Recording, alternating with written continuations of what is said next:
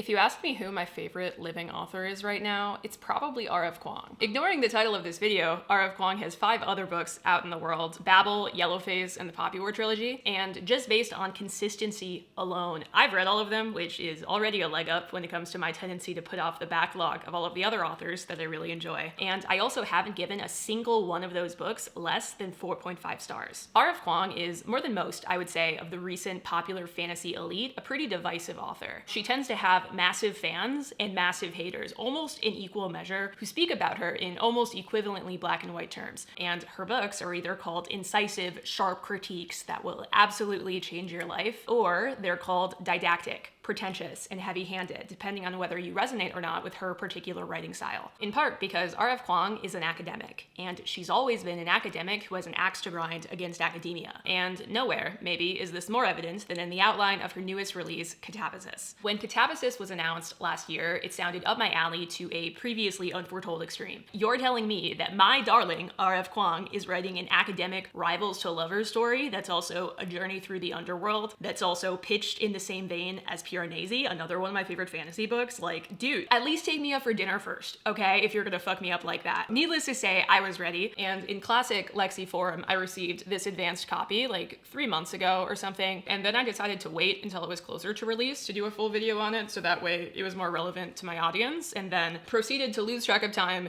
entirely, because the passage of time exists solely to surprise me and fuck me over in myriad ways. But I watched on book social media as the discourse around this book continued to evolve, as more and more people received and started to work through their advanced copies. And speaking as somebody who was around for the releases of both Babel and Yellowface, nothing surprised me less than the fact that nobody on the internet can agree on whether or not this book is good. Whether it's boring, whether it's pedantic, whether it's actually got an effective romance inside of it or not. Mom and dad are fighting again on the internet, and not a single piece of at least the spoiler-free discourse has surprised me, because again, this is kind of just how it is when it comes to new R.F. Kuang releases. But the exciting thing that I get to do now is form my own opinion. We're gonna discover together if this is worth the hype, worth the anti-hype, worth the, Jesus Christ, 539 pages. I have all evening, basically, to do nothing except for read this book, and also I don't have anything to do tomorrow morning. This initial vlog section is going to be spoiler-free, and then I will do a spoiler-free review, followed by a clearly demarcated spoiler review towards the end of the video. Obviously, if you don't want to know anything about this book, if you want to go in knowing absolutely nothing, maybe don't consume content about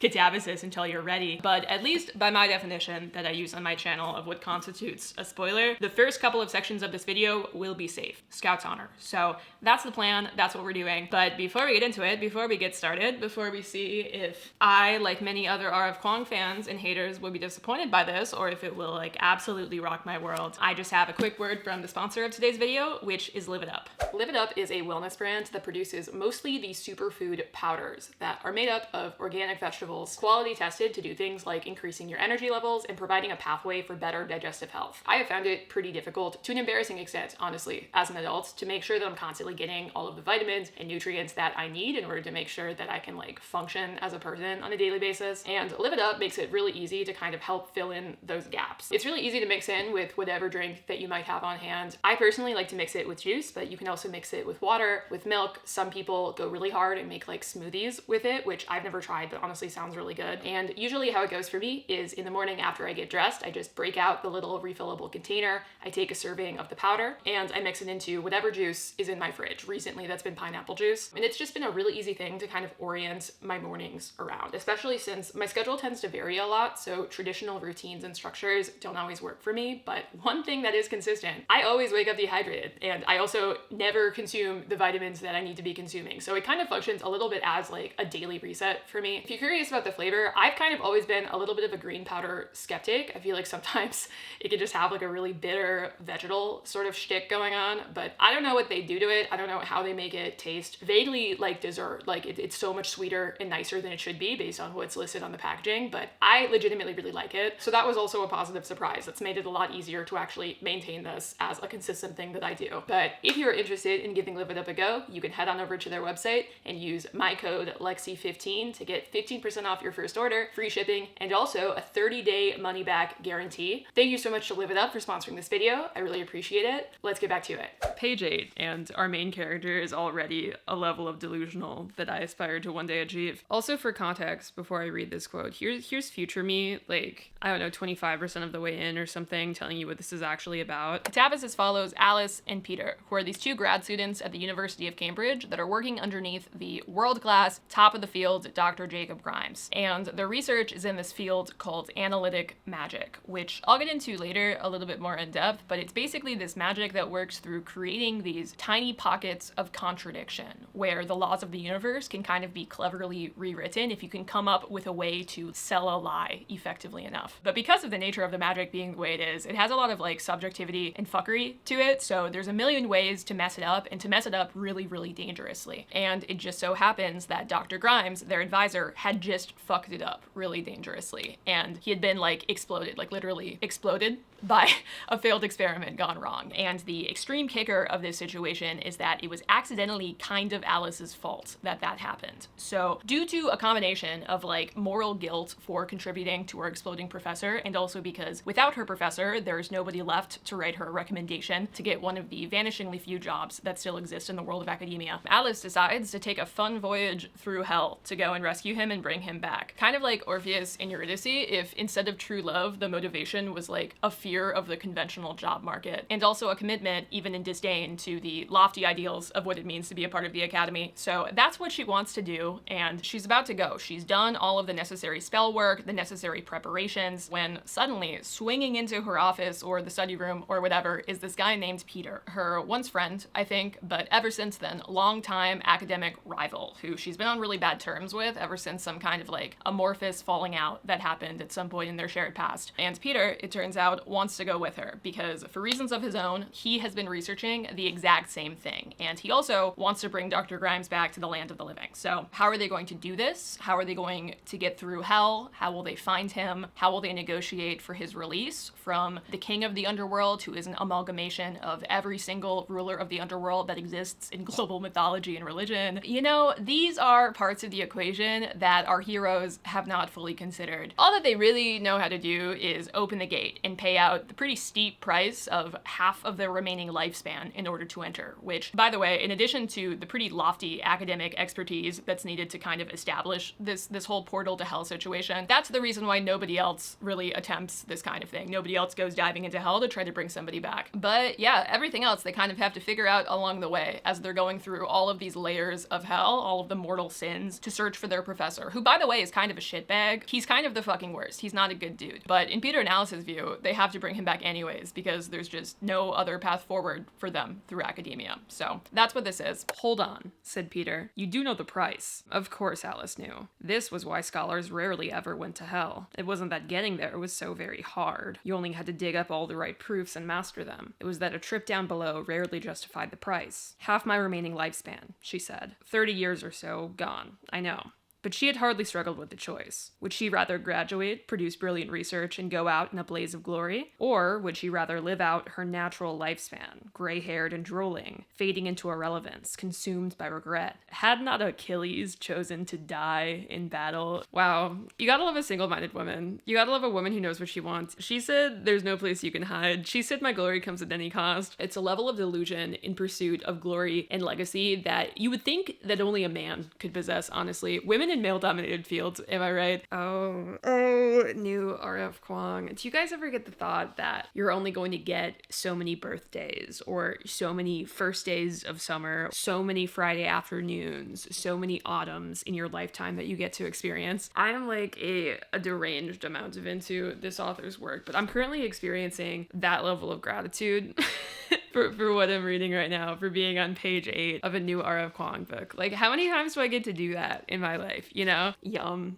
Yum, tasty. This book is going to be just absolutely delicious. Okay, hello. It is the next day. So I am currently on page 168, which is like maybe a third of the way through the book or so. And look, I can already see it. I can already tell. I can like read the tea leaves of the reasons that somebody might not enjoy this book if they went in expecting the wrong thing, but I am eating it up. I am. It's true. I'm so invested, I feel, already in where the story is going. And in that vein, I will say that this book is definitely dark academia in a true sense, where It's not just posturing, it's not just like a book that takes place on a campus or in sexy little uniforms or something. Like, these are postdocs at a university, and a lot of this book is the kind of conversation that would happen between two postdocs at a university who are really, really into their fields, and they're about things like math and logic and history. I mean, there's a point in the book where you get these little diagrams to kind of help the reader visualize what the fuck Alice and Peter are talking about when they're trying to figure out what hell would actually look like based on this imaginary collection of sources that are also kind of real and kind of based in reality, but definitely embellished for the sake of also existing in this strange alternate version of Earth. And it's not like unreadable or super boring or something. And I mean, I think that like Alice in these conversations, when she's talking about things that she doesn't really know a lot about because it's not her specialty, I do think that you're meant to be a little bit lost and that you don't really lose anything if you don't have the same academic background as the characters do, but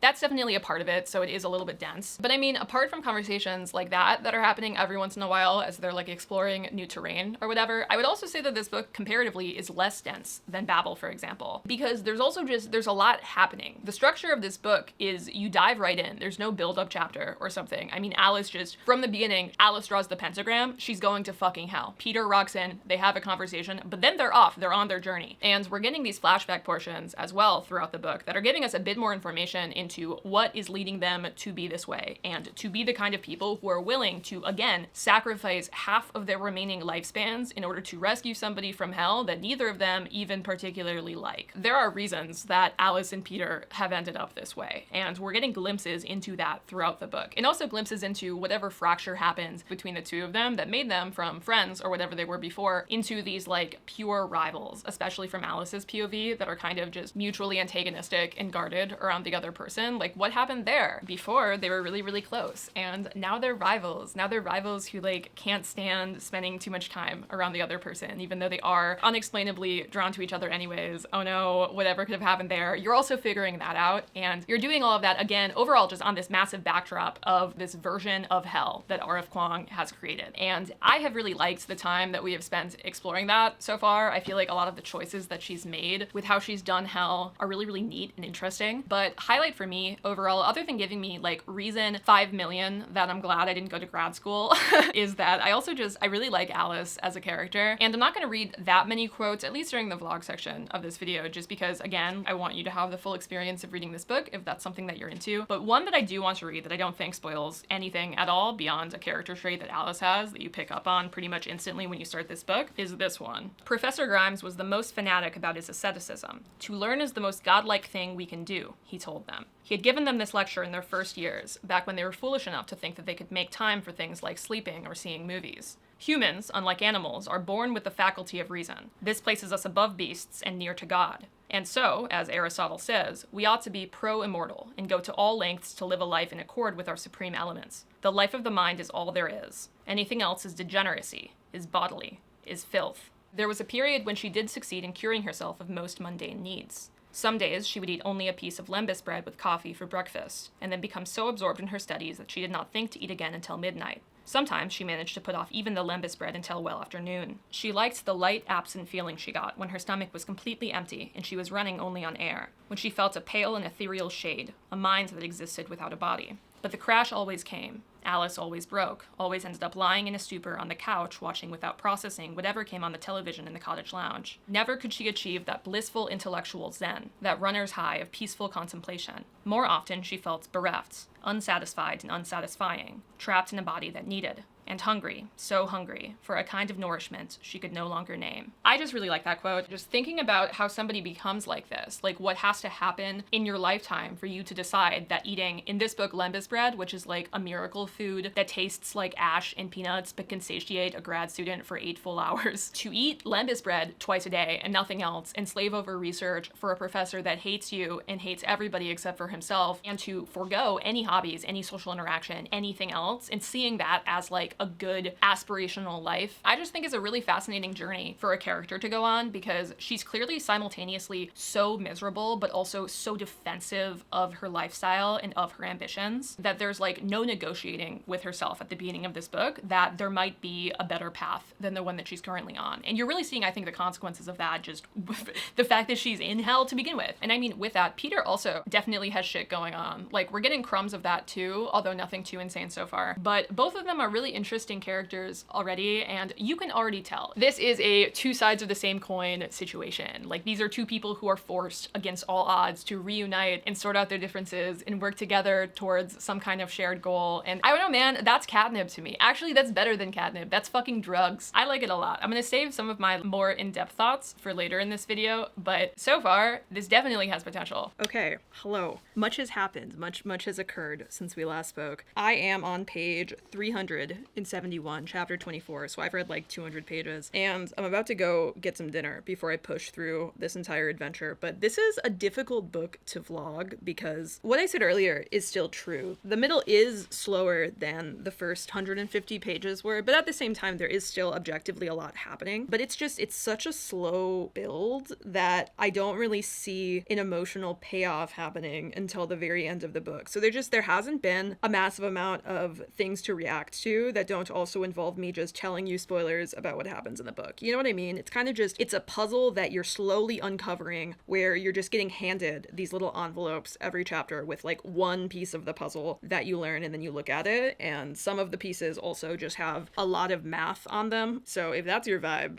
boy, do I have a treat for you. I don't hate it, but it is kind of a lot sometimes. Or the pieces, they're covered in flashbacks. They've been thrown into the sea of backstory that you're getting in this book, but like you can't really see what the puzzle will end up being. I have no fucking idea where this book is going to end up going. It really could go in like a number of different directions. I don't even know if it has a happy ending. So yeah, I mean, that's why there hasn't been a massive amount to vlog about, but I am definitely having a lot of thoughts on what's going on. We've gotten some like pretty major character reveals that have happened since we last spoke, and I think that they're good, but I also, so far, and we might get it later in this book, but so far I feel like we've been missing some of the catharsis that you also need when you're doing what's happening with the story. But like, again, I mean, I feel like we're going to get there. We're just not yet. This isn't to say that I'm not enjoying myself. I still love R.F. Kuang. I don't really agree with the people who think that her writing style is super clinical and detached, because I have always found her writing to be very sardonic and like almost darkly humorous. Like, it's very self-referential and kind of jaded. It's almost like the writing tone equivalent of somebody making eye contact with you at a party when something really stupid happens and you're the only two people who are acknowledging that that thing is really stupid. That's kind of,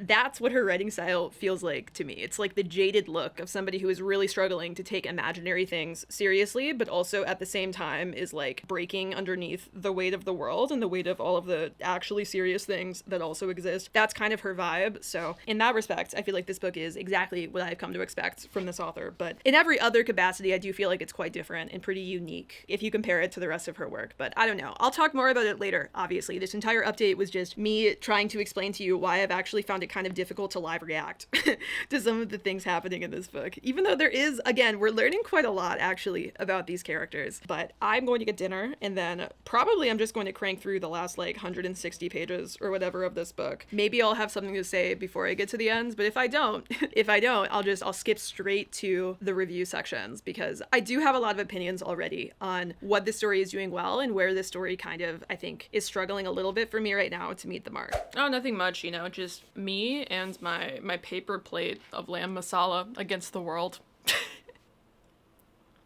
Delicious. Okay, I finished it. It's done. Wow. I have a lot of thoughts. I feel like I'm in physical pain. Trying to understand how to feel about this book. I have to say that for a while I was definitely expecting that the ending would really disappoint me, and the ending was super good. I really liked it, with slight nuance to that, but really my nuance to that is my problem with most of the things that preceded that made me think and worry that I would not like the ending of this book, because overall I feel like the whole arc of things has a really satisfying conclusion, but dude, at the same time, I don't know.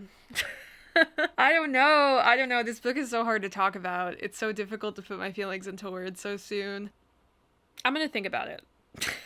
I'm gonna think about it. I'll report back when I've managed to like sort through my thoughts, because roller coaster. It was definitely a roller coaster for me. I'll say that. I did like it overall. I want to like drive that home, but yeah, I have thoughts. I have thoughts, and you'll see them whenever I can figure them out. Okay?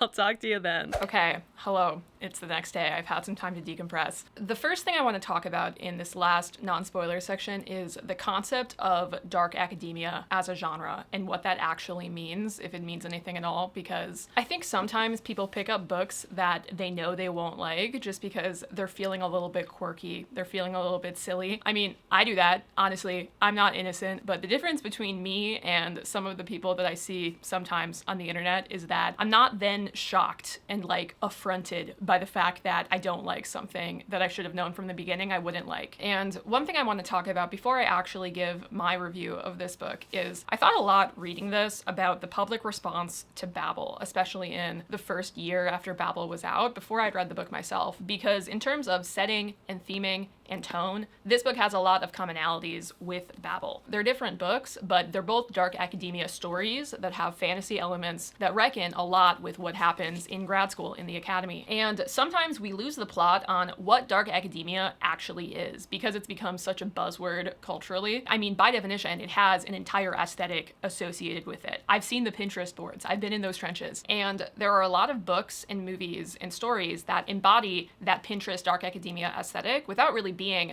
definitionally genre-wise dark academia. And I think that because of this entire confluence of factors, there are lots of people that believe that they like dark academia, but then they pick up a book like this and they're like surprised Pikachu that the book includes academic references. But then they don't want to admit that they kind of embody everything that Donna Tartt warned us about. So they're like, book was bad, it was boring, I sleep. On the spectrum of things that are labeled as dark academia fiction, this is the secret history. It's not like House of Anubis, you know what I'm saying? And I think sometimes people just really want to be that kind of person who rocks with dark academia because, again, that aesthetic is so compelling. But I mean, that's the original sin, right? That's the original critique in The Secret History. They're talking about people like that who want to embody the vibe of dark academia so badly, but then they like panic and cringe away when they have to, you know, engage in meaningful critical thought. And it pisses me off that we keep proving Donna Tartt right. I didn't even love The Secret History when I read it. It was a pretty mixed bag for me, but the theming overall was so bang on that it like proliferated the world with evidence of its own main idea that people just kept continuously misunderstanding. Somehow after they read that book, it spawned in popular culture evidence of everything that it was trying to tell you about society. And we're still seeing that constantly. That's a book that was written before MySpace that accurately critiques not only trends in academia at the time, but also an entire faction of the internet that is more concerned about looking smart than actually being smart. And that's a level of power I feel like we never should have given that author. But as a result, this expectations versus reality thing that can happen sometimes with books that are marketed as dark academia, knowing, again, by the way, that a lot of the stuff that is marketed as dark academia has no legitimate interest in investigating any of the original dark academia theming or ideals. No interest in investigating issues of history, class, privilege, the ivory tower, all of that bullshit. A lot of dark academia just wants to be a fun story at an academy, but because dark academia is a trendy buzzword, that's what it's called. And that creates, again, these fake fans of the original genre through almost honestly no fault of their own come into books like this with the wrong expectations. And by the way, none of this is to say that you can't be a dark academia fan and also dislike this book for other reasons. That's a valid take. I'm sure that somebody has it. I mean, I myself have some problems with this book that we will investigate later, but I find that particular complaint that, oh my god, this reads like a textbook, it's so boring. Rebecca is simultaneously writing from such a place of lofty, ridiculous pretentiousness, but also spoon-feeding her readers. She's dumbing it down. Somehow at the same time, she's doing both of those things. Honestly, that's a different issue entirely. But the qualm that it's too academic, complaining that it has clear scholarly influences that you see in the text, I look at you and I ask, what did you expect? What did you expect? You're the one who picked up yet another R.F. Kuang book knowing the things that you know about yourself and your reading preferences. And I think a lot of people who go into R.F. Kuang's work and come out with that complaint are just kind of mad that they're not reading House of Anubis. Not to flame House of Anubis, great show,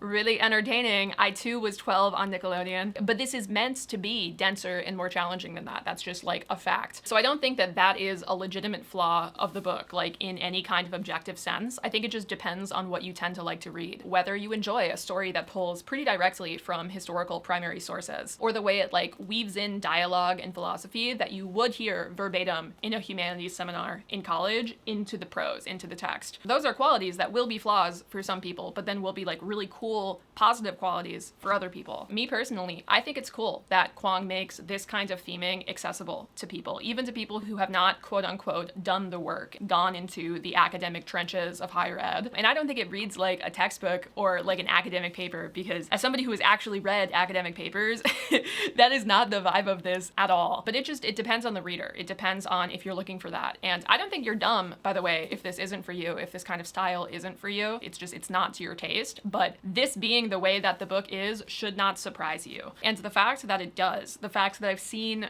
reviews of this book online that are like shocked that it pulls quotes from Dante's Inferno, or that it involves people talking logically about philosophy. I just hate how the term dark academia has become so meaningless in a way that, again, is exactly what The Secret History was saying, but it's become so meaningless that people who are just going to hate it, who are going to be shocked by stuff like that, are still picking up this book, even though I think it's marketed pretty accurately. But with all of that said, I know there was a lot of talk online in the lead up to the release of this book of like required reading before you start katabasis. There is no required reading before you start katabasis. I mean, if you really want to go and like read Dante's Inferno and see how that might have influenced this book, go for it. I'm sure that you can probably get a lot out of that as an exercise in critically engaging with a text. It might enhance the right kind of reader's experience with this book, but it is by no means anything close to required to enjoy this. Again, this does not actually read like an academic paper. It's not boring. It's pretty entertaining. Yes, it's like dense with references, but all of those references are made to be pretty digestible.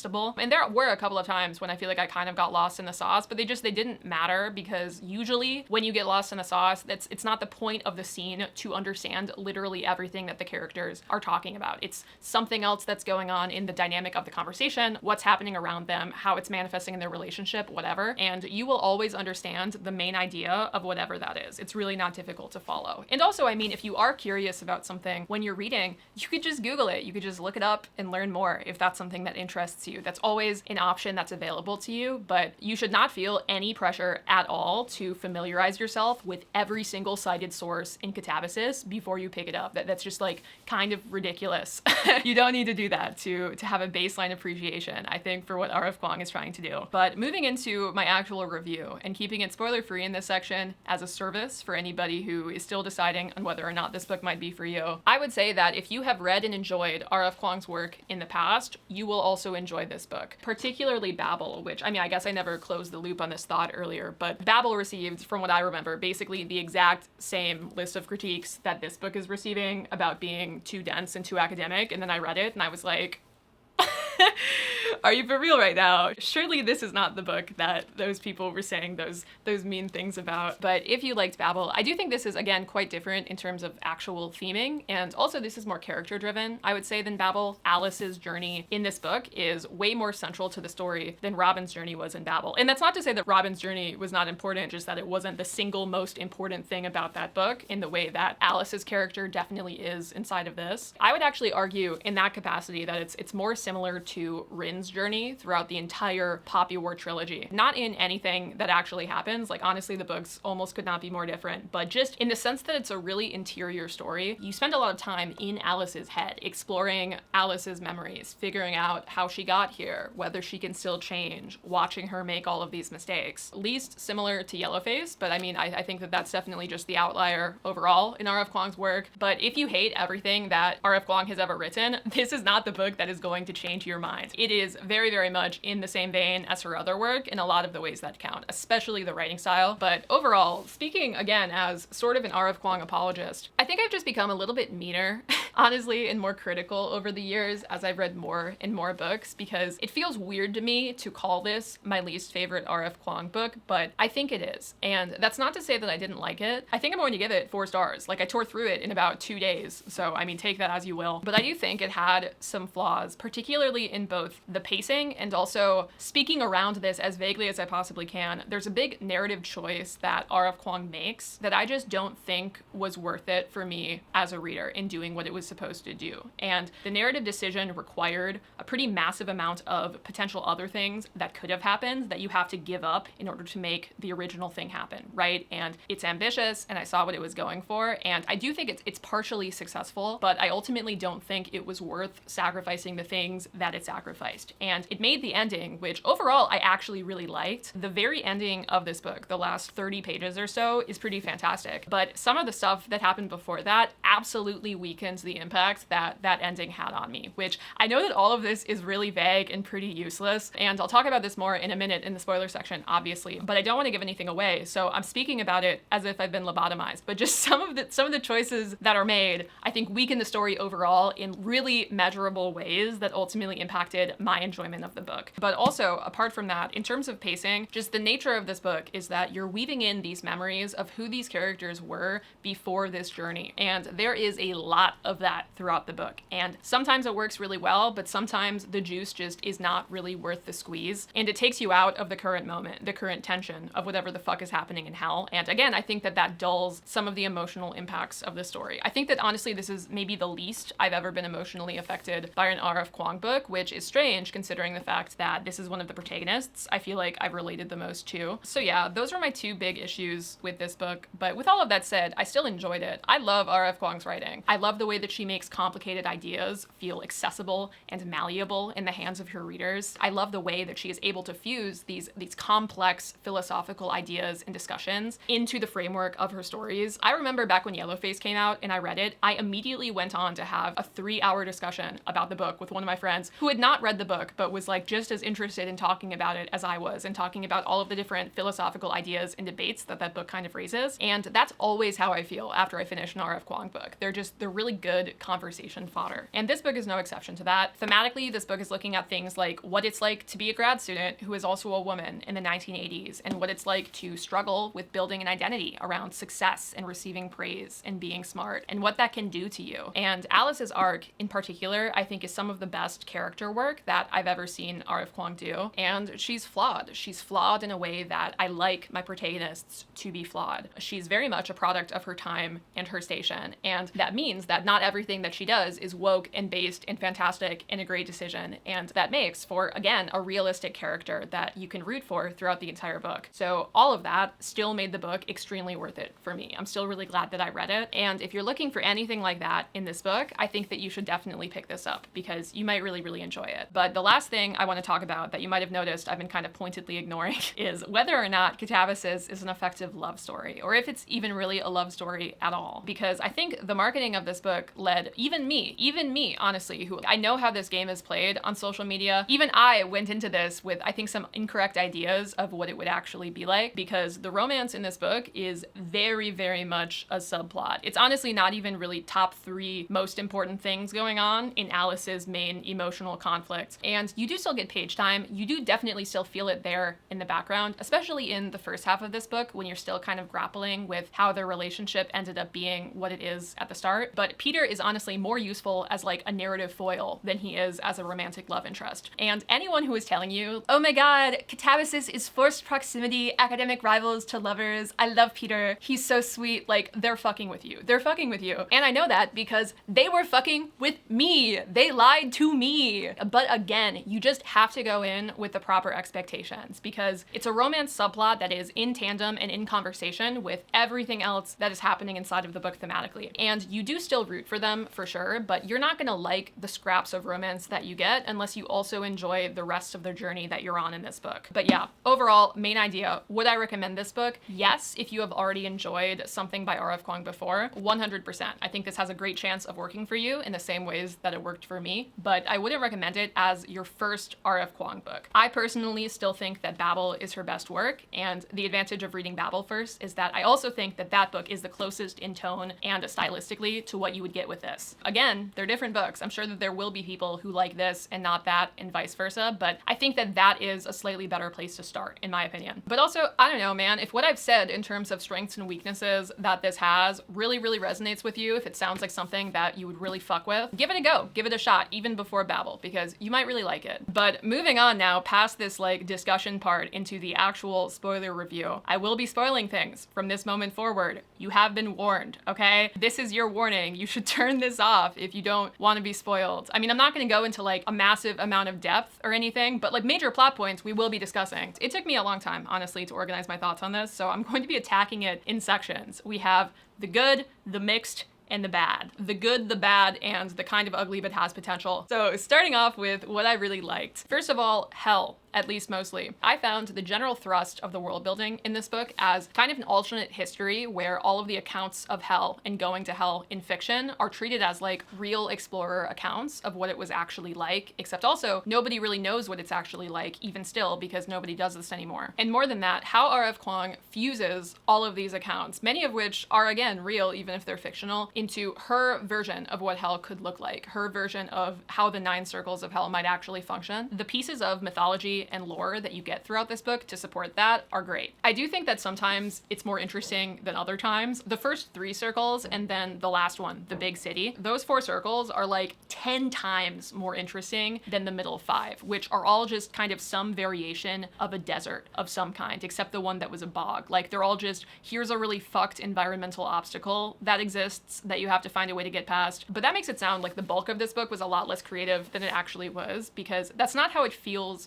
when you're reading it. Those first circles and the last one are so much more important than the middle ones just because of what's happening in the story. You spend a lot more time with the lore of hell and with what all of this actually means when you're in those circles versus when we're interfacing with the crypt keys or with Elspeth or whatever in the boat and like skipping through the middle ones. They don't really have a lot of screen time, and it didn't bother me personally that there were parts of hell that felt a little bit less fleshed out because I was so happy with where we did end up spending our time. And the questions overall that Kuang raises in this book when it comes to the mechanics of hell are fascinating. It's very obvious from very early on in the book that everyone in hell around them is an academic, and that the buildings and the challenges and what you have to do to get through each circle of hell, the majority of them, or the relevant ones at least, are styled in some capacity off of academia. Pride is a library. Desire is a student center. People are writing full dissertations in the last circle of hell about every single wrong that they've ever committed, and it's implied that going to this academic version of hell was just the natural consequence of Peter and Alice being who they are, looking for who they're looking for, and just choosing to do this entire thing in the first place. But obviously, it's not just academics that are in hell. Believe it or not,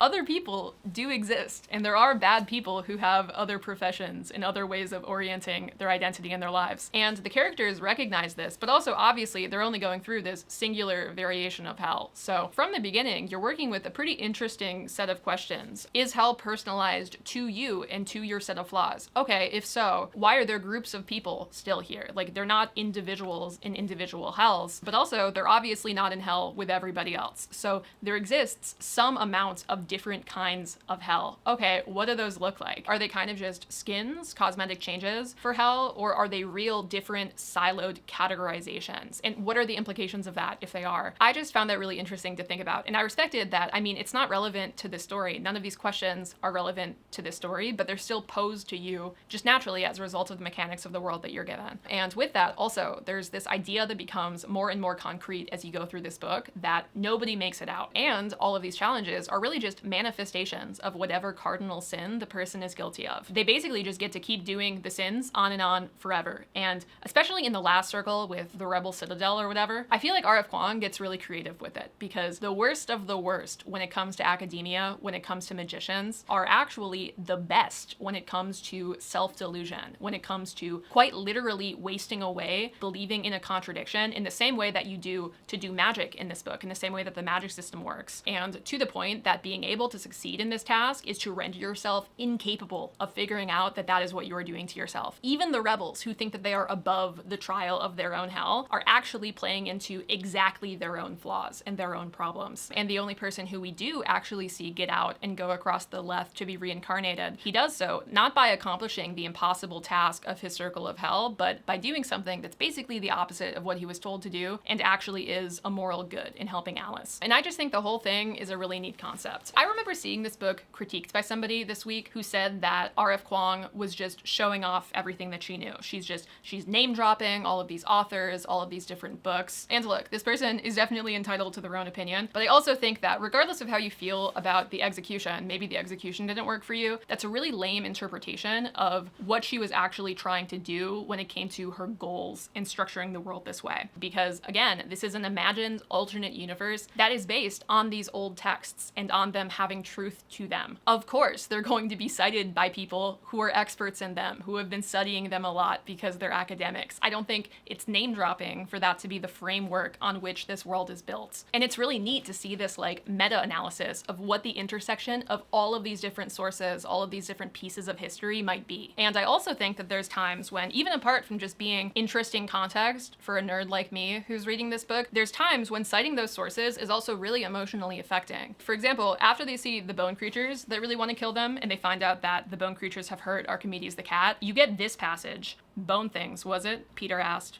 Archimedes swished his tail, which seems like a yes. Had any of the Sojourner's accounts mentioned this lurking threat? Alice racked her mind as she stroked Archimedes' trembling flank, but could think of no mention of the bone things. Orpheus, Dante, Aeneas, Lucian, Seneca, St. Brendan. Their accounts were doom and gloom, no doubt, but the dangers they described were divine and obvious. They ran from Satan. They quarreled with gods. But no one mentioned the skittering creep, the terror of being watched by something not of hell's own making. No one except Eliot's. The Wasteland came to mind, the most recent Sojourner's account on record. "Your shadow at morning striding behind you," wrote Eliot's. "Your shadow at evening rising to meet you."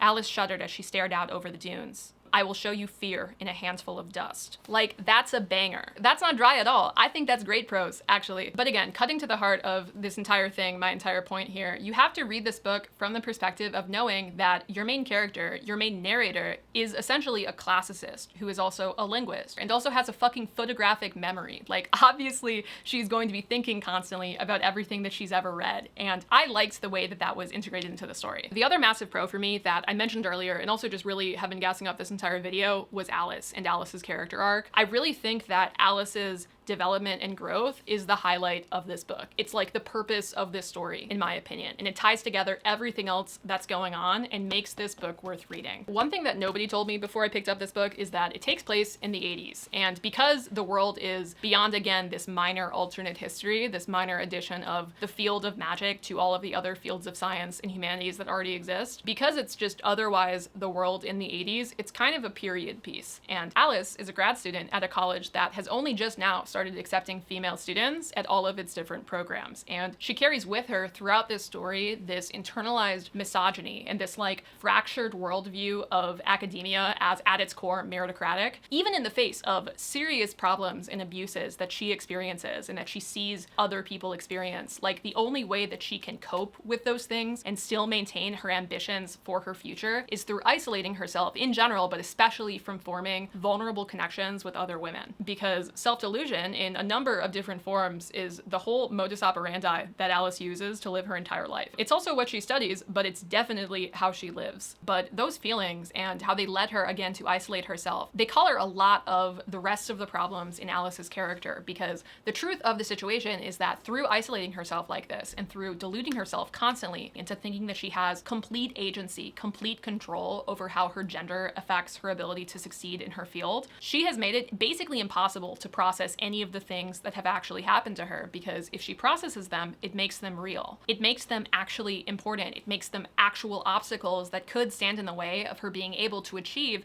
the dream that will make all of this suffering worth it. And it's just easier to repress and to assume that if she just gets good and stops being bad, then everything will work out. And that opens her up to further exploitation by her professor. It makes her like especially vulnerable when she's a victim that is unwilling to acknowledge that she could possibly be a victim, even after she's already become one. But her character is also more complex than that. I mean, her turn towards borderline suicidality comes from more than just bad things happening to her. It also comes from the fact that objectively Alice is just, she's not very nice. She's definitely self-serving. She's sharp and she's passionate, but she's also prideful. She might not want to admit it out loud, but she definitely wants to believe that she is the smartest person in the room. And in fact, she is so cripplingly insecure about the fact that that might not be the case, that she needs constant praise and validation from her mentors and from her peers. And it just so happens, unfortunately, that her mentor is so fucking batshit insane and evil that he has convinced her that the only way to be as smart and accomplished as she dreams of being is to forego literally every worldly attachment that she has and just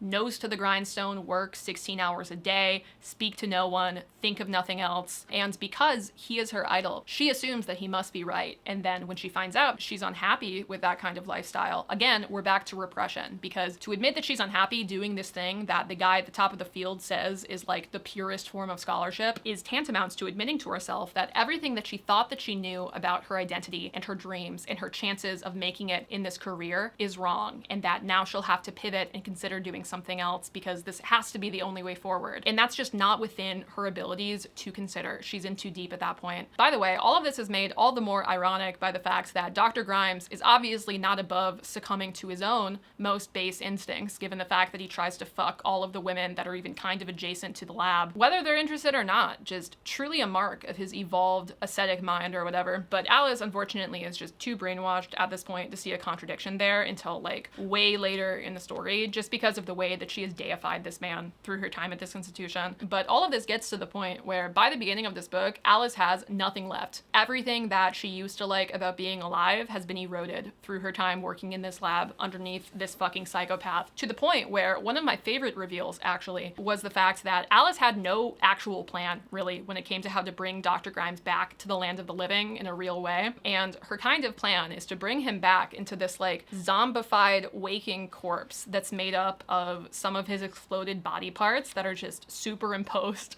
on this like, I imagine, shitty drawing of his face, and then keep him trapped in a box until she gets what she wants from him, I guess, which really is just to inflict cruelty and make him suffer. And obviously, this is a plan that doesn't really make any sense at all. Like, she doesn't even know if the spell work is going to function, but because of the way that her emotional world has tumbled so severely into depression and nihilism, the only thing that she really wants from life at this point is an opportunity to somehow take revenge on the person that she knows dragged her down into this place, Dr. Grimes. Even though, in the same breath, she will defend him, she will defend his character, because if he wasn't as good as everybody else said that he was, then he wasn't worth everything that Alice endured and gave up in that relationship. And I have a couple of quotes that I liked that support this entire character dynamic that I'm telling you about.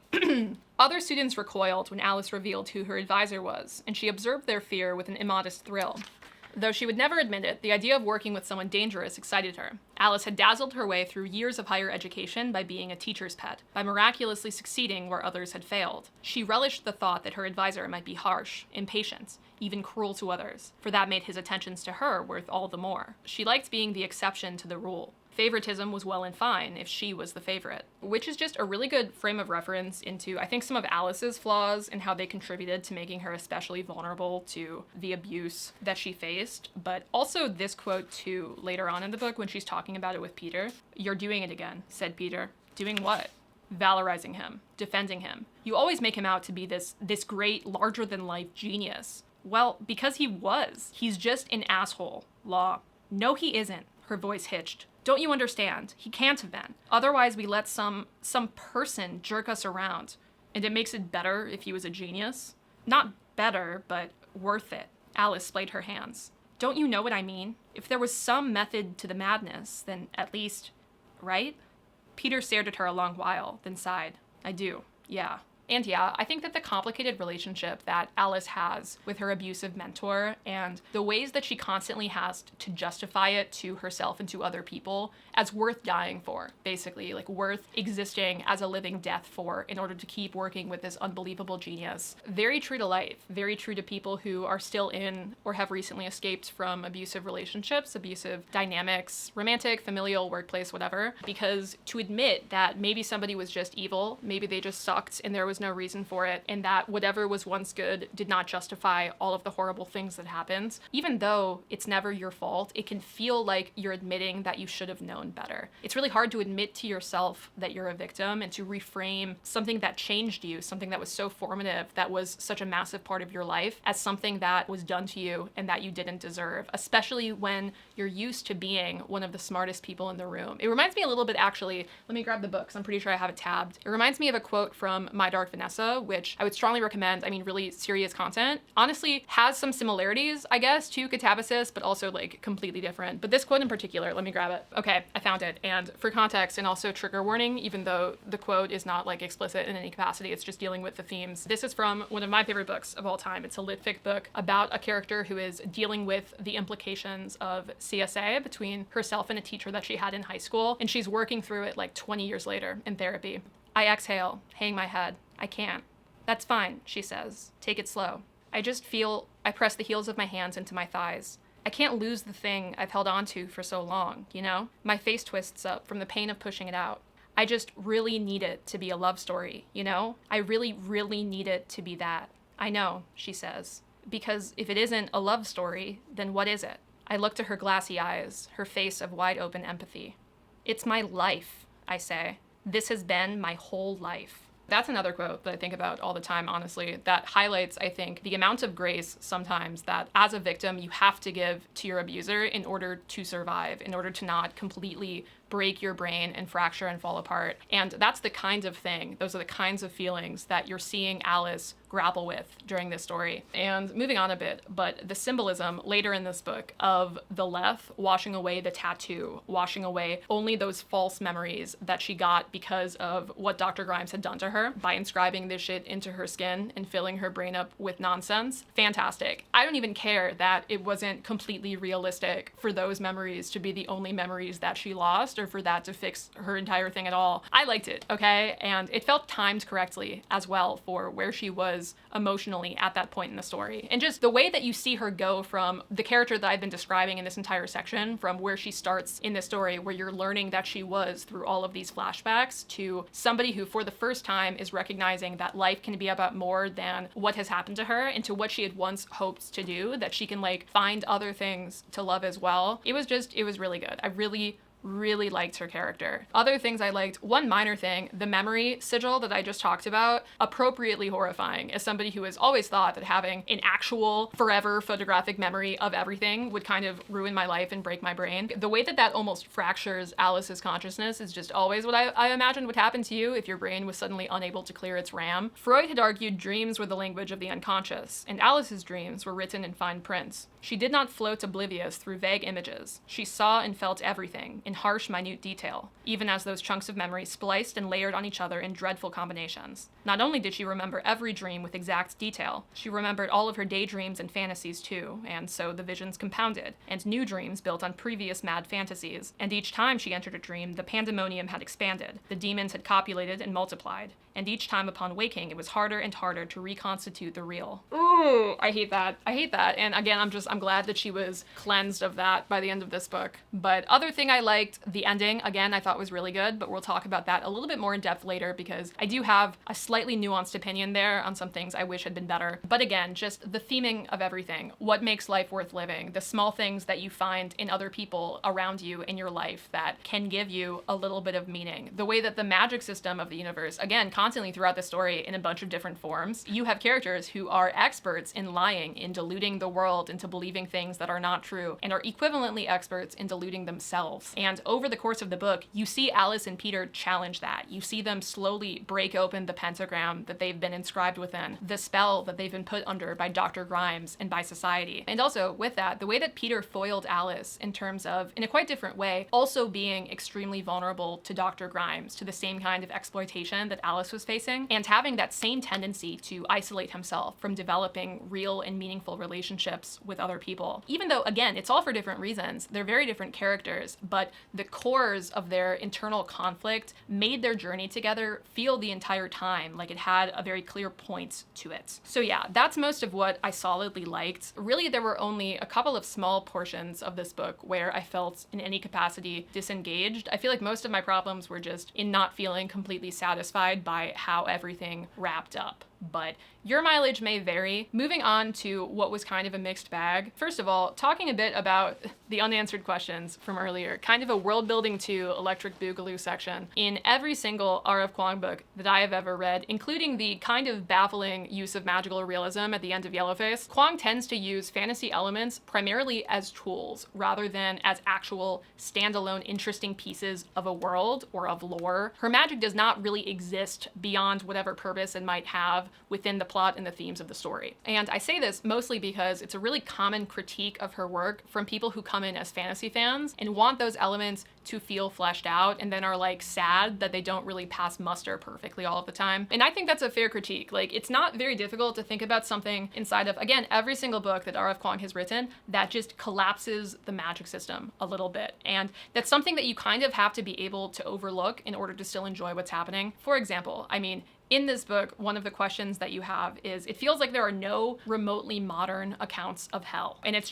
something that nobody ever does or wants to do for any reason. And the accounts that do exist are really literary. They're not always reliable. They're based on the biases of their narrators, but there haven't been enough people there that there is a single objective understanding of what hell actually is. But if going to hell was possible, and again, this book takes place in a world that is otherwise much like the world was in 1985, right? If this was possible, I promise you that there would be people who would be willing to give up half of their lifespans in order to go and talk with their dead relatives, in order to go and study it and like lead an entire field of research. I think that there would be a lot of people like that. And even if there weren't, there would be in history super, super unethical researchers who would make people go to hell on their behalf to figure out what was out there. Like, there's no way it's actually possible that this is uncommon as Peter and Alice and the scholarship in the book make it out to be, to the point where nobody really knows what to actually expect. And this is maybe made worse by the fact that this is partially a little bit explained away by the fact that, oh yeah, over the past 10 years, the Kripkes, who are like the bone magic evil sorcerers of the underworld, the Kripkes over the past 10 years have been killing everybody who went to hell in order to take their blood and make it into bone magic, and that's why you don't hear about anybody coming back from hell anymore. And like, okay, yeah, sure, the past 10 years that might be true, but what about the 50 before that? Why are the most recent accounts from T.S. Eliot, and then there's like nothing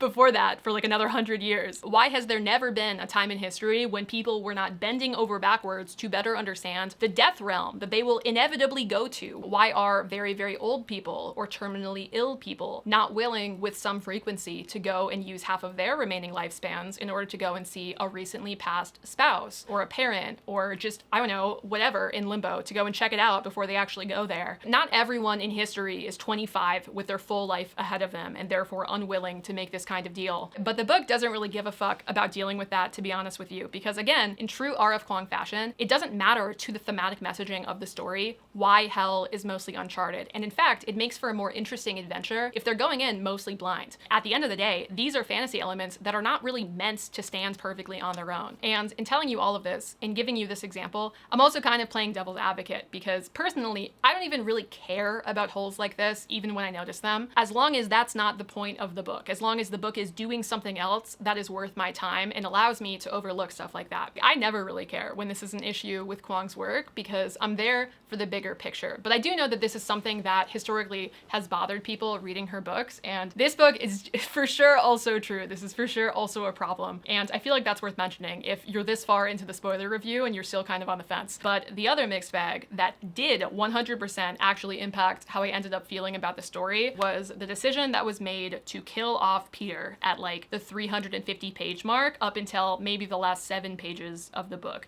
That's the big amorphous narrative choice that I was kind of talking around earlier in the non-spoiler review. And I have very mixed feelings on this, because on one hand, I do see the point when it comes to the end of Alice's journey being one that she mostly takes on her own, and the realizations that she's having being realizations that she kind of has to go through in solitude, and also being realizations that she might never have considered had she not also been experiencing really intense survivor's guilt. And also, I mean, the ending sequence, which we can talk about now that we're also talking about this, overall, I loved it. I thought it was super good, super satisfying way of ending the story, and a lot of that rests on turning that spell that Peter wrote back on Dr. Grimes in order to bring Peter back, where he kind of trades his soul for Peter's return against his will, obviously, because he's evil. That is such a cool fucking moment. And it does kind of require Peter to have been dead in order for that to happen. So I understand the problem here. I get it. And I mean, I also just spent a lot of time really loving Alice's arc through this book, really enjoying the themes. So clearly, I do think to a large extent that this was an effective choice. I just wonder if it was the only choice that could have accomplished these same things, because the consequence of this decision was really, really weakening Peter's character and Peter's journey, and also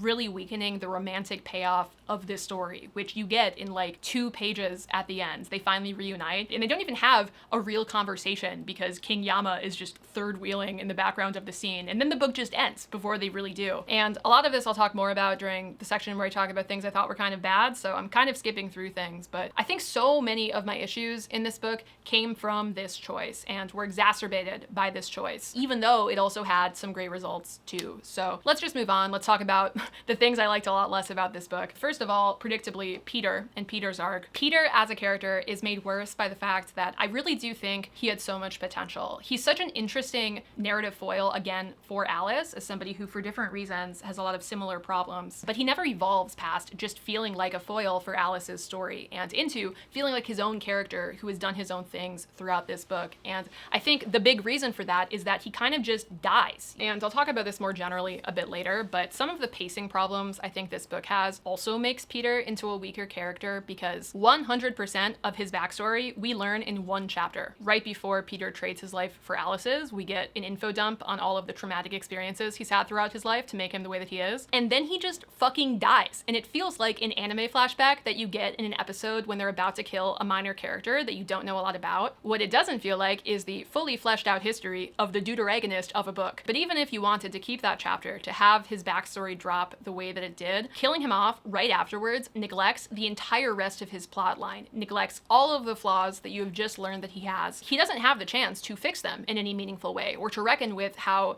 the problems in his life have impacted, for example, his relationship with Alice, his love interest. The two of them don't even really have a shared conversation on their mutual trauma with Dr. Grimes, because he's busy the entire time trying to figure out how to kill himself so Alice can live. And his story just ends up feeling, as a result, so unfinished. And it took me a while after he died to realize that this would just be the way that things would go, because again, I felt like I saw such cool potential in his character, and I couldn't believe that the book was doing him like this. There were so many different ways that you could have ended up seeing him grow and change and reframe his own perspectives, his own flaws, whatever. But instead, Alice is really the only one who does that in a meaningful way. And Peter kind of just starts off already a pretty good person that also fucks up often in ways that I have to say would really be deal breakers for me in a friendship, much less a relationship. Really would annoy me. But also, of course, the more that you learn about him, you do ultimately understand how he could end up this way, given the lifetime of trauma and illness that he has endured. But again, apart from that, apart from just kind of being flaky and dishonest about his feelings, he's kind of just a good dude. And then he dies, and then Alice canonizes him in her memory as the good dude that she failed until she is able to unfail him and bring him back. And now he's the good dude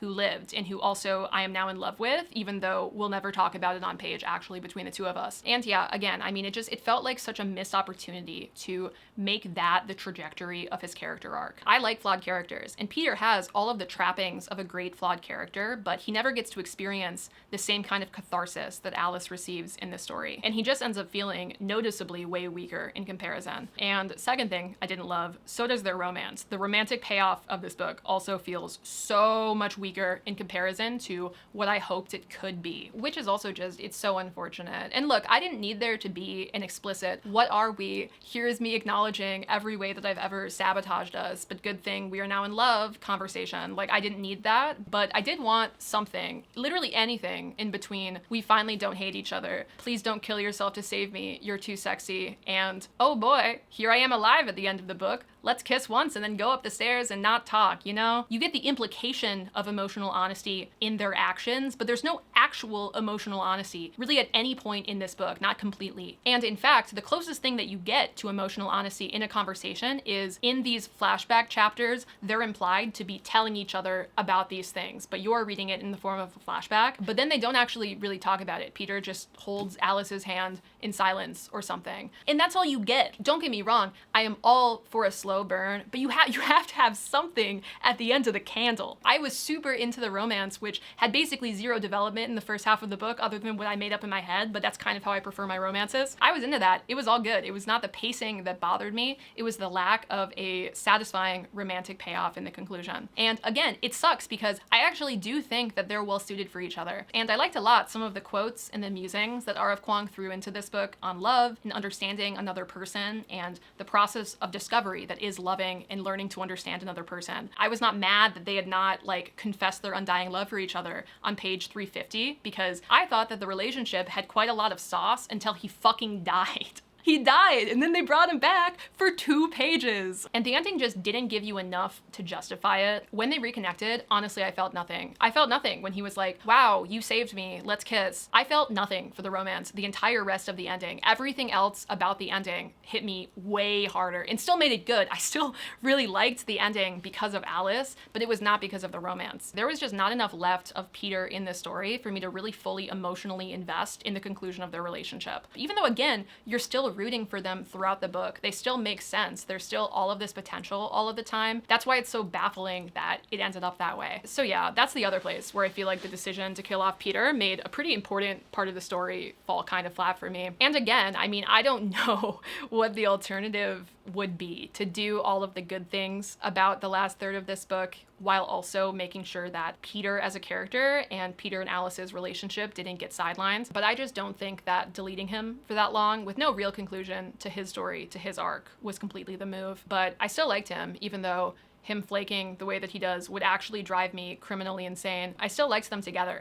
I wanted more from it than we got. So those were my main pieces of beef. Anything else was a lot more minor. One thing worth noting is that the villains in this book are just they're so cartoonishly evil most of the time that I found them kind of difficult to take seriously. You have the super evil narcissistic professor. Obviously, that's a given. But more than that, honestly, it was the wandering family of psychopaths who want to exsanguinate you for no good reason, basically just for glory in the upper world. And I'm not saying that it's your duty to humanize all abusers, all bad people in your fictional world that you create. I think it makes for more interesting stories when you find yourself forced to better understand a character who does horrible things. And it doesn't have to make you like them, it doesn't have to make you pity them, but it does make the book feel more substantial when the villains are also obviously people and not just like collections of evil traits. And the closest that we get to this is the Kripkes at the end when Magnolia and her son, they walk into the Leth to like basically kill themselves and release their memories into the river after their husband slash dad, Nick, is like wrestled into the Leth by Alice. And for a second, at the very end of that entire sequence, you see them as like an actual family that loves each other. More of that. I wanted more of that at any point before we got there because they had just been so deranged the entire time up to that point that, again, that very sad ending for the family is just not as emotionally evocative as it might have been had we understood them a little bit better. And we do get a little bit of their backstory, but it's mostly given to us in the form of a punchline. Like, look what the Academy can do to you. Look what the Academy can do to you when you discredit it by trying to be Houdini and going and doing tours for magic or whatever. It never felt like a real problem. You don't have real sympathy for them at any point because their motivations are so mismatched towards all of the evil shit that they're doing. Even like the first sin of killing their son also to take him down into hell, their motivations are too cartoonish from the jump to even justify that, much less all of the other stuff that they're doing in hell. So it doesn't work. Whereas, I mean, from Alice's perspective, as somebody who also has motivations that are not entirely based in reality when it comes to wanting prestige from the Academy, from her advisors, we get a fully fleshed out reason as to why she is deluding herself into thinking that any of this will fix her life. We get like a front row seat to that problem. Her character makes sense. We never really get that level of understanding with the Kripkes. So they never become anything beyond just, again, like a cartoonishly evil family of psychopaths who do all of these horrible things. And obviously, I mean, Dr. Grimes is also a categorically evil person, but for me, I found that much easier to forgive than with the Kripkes because of the way that so much of this book is dismantling that narrative that Alice Alice has in her head that she is still using to protect him and to protect his image. She's still idolizing him. She's still defending him and seeing him as good, even when he is so obviously not to the reader. So I was okay with him being kind of transparently the worst, but I wish we'd gotten a little bit more sauce from the other villains. But this is yet another thing that was also true in Babel. The villains in that book are kind of just mouthpieces for bad takes and bad ideas. And like with Babel, it didn't ruin my experience with this, but it is something in this book that, especially since overall this is a lot more character driven, I just kind of saw as a missed opportunity. Also, another thing that I've talked around at this point in a few other sections in this video, but the pacing was pretty messy in this book, I thought sometimes. The flashbacks were just really hit or miss in my opinion when it came to how well they integrated into whatever was going on in the story, with the worst offender again to me being Peter's flashback, which was such a fucked thing to do, to learn his entire backstory and get all of these irons in the fire of his character, only for him to be instantly killed off before he reckons with any of it. Just insane work, truly. But yeah, I mean, I think that that's my main take on this book, and I would like to return in conclusion to the fact that I did still like this overall. Despite the flaws that I found with it, it's still getting 4 stars from me, and I hope that